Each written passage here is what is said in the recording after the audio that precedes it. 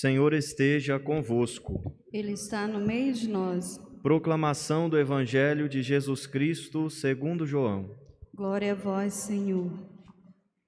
Naquele tempo, estando à mesa com seus discípulos, Jesus ficou profundamente comovido e testemunhou: em verdade vos digo, um de vós me entregará. Desconcertados, os discípulos olhavam uns para os outros, pois não sabiam de quem Jesus estava falando. Um deles, a quem Jesus amava, estava recostado ao lado de Jesus. Simão Pedro fez-lhe um sinal para que ele procurasse saber de quem Jesus estava falando. Então o discípulo, reclinando-se sobre o peito de Jesus, perguntou-lhe: Senhor, quem é? Jesus respondeu: é aquele a quem eu der o pedaço de pão passado no molho. Então Jesus molhou um pedaço de pão e deu a Judas, filho de Simão Iscariotes. Depois do pedaço de pão, Satanás entrou em Judas. Então Jesus lhe disse: o que tens a fazer, executai-o depressa. Nenhum dos presentes compreendeu por que Jesus lhe disse isso. Como Judas guardava a bolsa, alguns pensavam que Jesus lhe queria dizer: compra o que precisamos para a festa, ou que desse alguma coisa aos pobres. Depois de receber o pedaço de pão, Judas saiu imediatamente. Era noite. Depois que Judas saiu, disse Jesus: agora foi glorificado o Filho do Homem, e Deus foi glorificado nele. Se Deus foi glorificado nele, também Deus o glorificará em si mesmo, e o glorificará logo. Filhinhos, por pouco tempo estou ainda convosco. Vós me procurareis, e agora vos digo, como eu disse também aos judeus: para onde eu vou, vós não podeis ir. Simão Pedro perguntou: Senhor, para onde vais? Jesus respondeu-lhe: para onde eu vou, tu não me podes seguir agora, mas me seguirás mais tarde. Pedro disse: Senhor, por que não posso seguir-te agora? Eu darei a minha vida por ti. Respondeu Jesus: darás a tua vida por mim? Em verdade te digo, o galo não cantará antes que me tenhas negado 3 vezes. Palavra da salvação. Glória a vós, Senhor.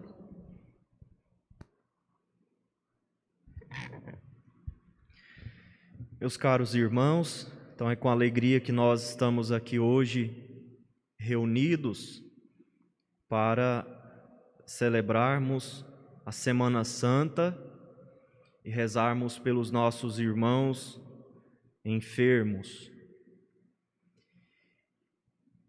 E quando nós falamos de oração aos enfermos, dessa prática de rezar pelos enfermos, nós estamos falando de algo que Jesus divulgou e fez amplamente. Divulgou entre os seus discípulos que eles deveriam ir, curar os enfermos, expulsar os demônios, dizer que o reino de Deus havia chegado, e ele mesmo fez. Jesus curou muitas pessoas de diversas enfermidades, físicas e espirituais. Quantos demônios Jesus expulsou? Ou melhor dizendo, quantas pessoas Jesus libertou do poder da opressão demoníaca? Quantas pessoas doentes também ele devolveu à saúde? Leprosos, paralíticos, pessoas que há muito tempo eram acometidas de doenças graves que ninguém podia resolver, como aquela mulher que sangrava há muito tempo e tinha uma hemorragia e não conseguia encontrar a cura. Tocando Jesus, ela foi curada. Tocando no manto de Jesus, ela foi curada. Jesus recuperou os movimentos da mão daquele homem da mão seca. Fez paralíticos andar, surdos ouvir, mudos falar e tantas outras coisas ele trouxe de bom para os seus conterrâneos, para os seus irmãos e irmãs. Mas ao mesmo tempo nós sabemos que Jesus não curou todos, curou alguns. Ele não resolveu o problema da doença no seu tempo.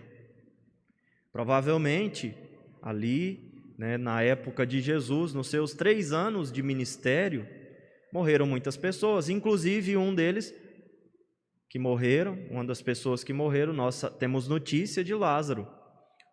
O melhor amigo, um dos melhores amigos de Jesus, morreu. Depois Jesus ressuscitou Lázaro para realizar aquele sinal, de que Ele é Deus, de que a morte não tem a última palavra, de que Ele tem poder em relação à morte, Ele é o vencedor, etc. Mas muitas pessoas morreram e tantas outras sobreviveram mais um pouco, tiveram a sua vida prolongada por causa de um milagre. Em todo caso, Ele fez o bem sempre. Ele sempre ajudou as pessoas que precisavam, espiritualmente, fisicamente, todas as maneiras Jesus fez o bem. E é interessante a gente ter clareza de que os milagres que Jesus realizou, as curas físicas, sobretudo que nós chamamos de milagres que Jesus realizou, São João chama de sinal, na verdade foram sinais de uma realidade maior, de uma realidade muito maior do que simplesmente prolongar a vida por mais algum tempo. Nós vivemos numa sociedade, numa cultura que tem medo da morte, que não compreende a morte. E quando eu digo nós, é nós mesmos, todos nós, eu, vocês que estão me ouvindo, como pessoas também que não têm fé, também têm medo da morte, às vezes nós também temos. Então, embora nós sejamos, de repente, a religião, a doutrina, a fé que mais assim encontra sentido na morte, porque Jesus venceu a morte, no entanto, nós também temos medo da morte e fugimos dela, como Pedro fugiu da morte aqui no Evangelho. No momento, ele estava disposto a ir atrás de Jesus em qualquer circunstância. Jesus disse: olha, para onde eu vou, vós não podeis me seguir. Pedro, então, como sempre, aquele que assim não pensa para falar, e vai falando, que ele tem esse temperamento mesmo de ir e falar, e se pronunciar, e se posicionar. Ele diz: não, Senhor, como assim eu não posso te seguir? Eu vou com o Senhor aonde o Senhor for. Jesus fala: Pedro, hoje não, mas um dia você irá. Quer dizer, você vai me seguir no Calvário, você terá a sua morte, você terá o seu momento de entregar a vida, mas hoje não. Não porque Jesus destinou Pedro para morrer em outro momento, mas porque Pedro estava ali naquele momento impossibilitado de dar a vida por Jesus, porque ele ainda era egoísta e apegado à sua vida. Então Pedro retruca mais uma vez: não, Senhor, eu quero ir agora, aonde o Senhor for. Eu dou a minha vida pelo Senhor. E Jesus fala: você vai dar a vida por mim? Você vai morrer comigo?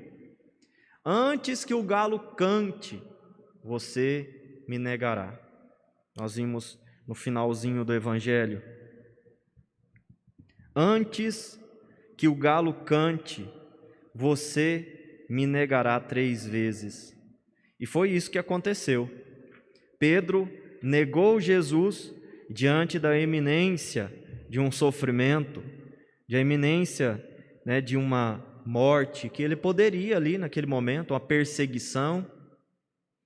Então Pedro, apegado à sua vida, tem medo da morte. Também é um homem que aqui neste momento precisava amadurecer na sua fé. Então Jesus fez o bem, Jesus curou muitas pessoas, Jesus fez grandes milagres, mas esses milagres, esse bem que ele realizou, esses prodígios, melhor dizendo, devem servir para mostrar uma realidade superior àquilo. Não é só prolongar mais uns dias a vida, mas é que para que surja fé nas pessoas, é para que surja fé no coração das pessoas que, vendo Jesus realizar tantas coisas, acreditem que Ele é o Filho de Deus, que Ele é o Messias, que Ele é o esperado, e que precisamos nos submeter a Ele, e que eles precisavam se submeter a Jesus.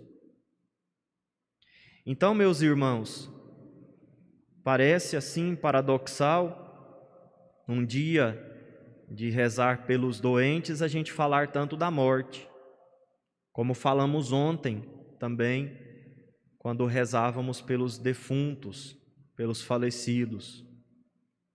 Mas essa realidade da morte, para quem tem fé, é provisória, é passageira. E ela é apenas um passo necessário que nós devemos tomar um dia em relação à nossa pátria definitiva. São Francisco de Assis dizia, no final da sua vida, ele cantava, rezava, pedindo que a morte viesse logo. Vem! E ele chamava ela de irmã. Vem, irmã morte, vem realizar o meu sonho de amar. Amar a quem? Amar a Deus, porque no céu nós amaremos a Deus plenamente e eternamente, sem nenhum empecilho, sem nenhum entrave. Nós veremos a Deus face a face e o amaremos de verdade. Santa Teresa também dizia: morro porque não morro.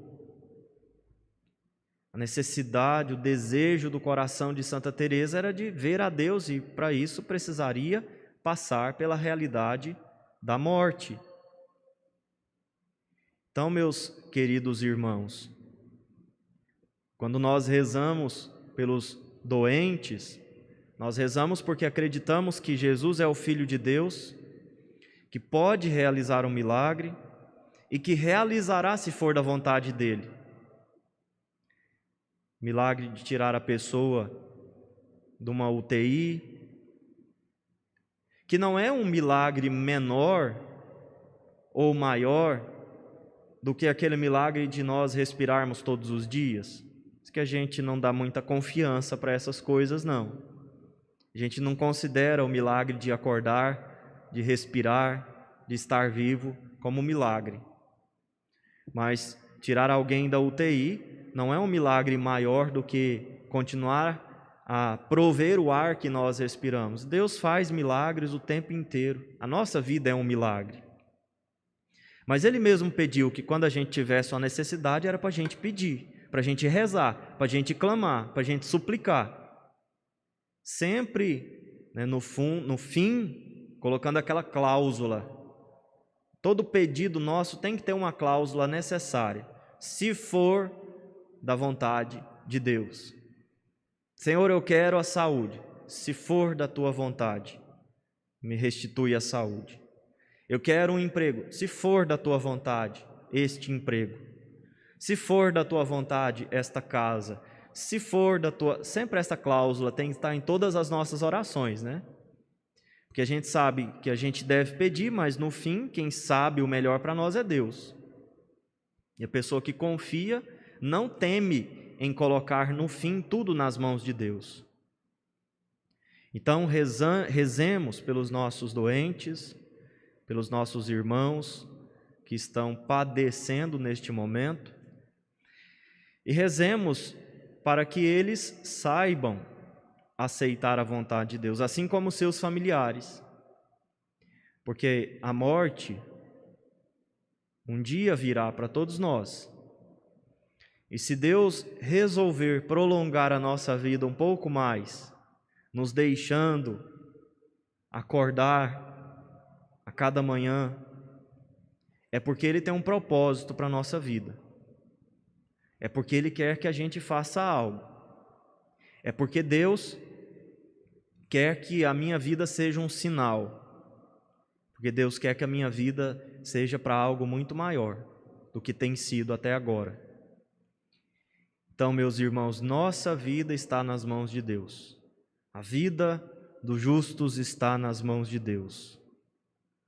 Diz o livro da sabedoria: e nenhum tormento os atingirá. Aos olhos dos insensatos parecem ter morrido. Aqueles que não têm fé parece que estão sendo castigados, mas eles estão em paz. Então que nós não caiamos jamais na tentação de Pedro, de negar a Jesus por causa de mais alguns instantes de vida. Não fujamos do sofrimento e da morte, mas aceitemos todas essas coisas humildemente que Deus coloca em nossa vida. Mais uma vez, sempre recorrendo à graça, recorrendo à misericórdia de Deus, com aquela cláusula necessária: Senhor, se for da Tua vontade, me conceda aquilo que eu tanto quero, aquilo que eu mais preciso. Louvado seja o nosso Senhor Jesus Cristo. Para sempre seja louvado.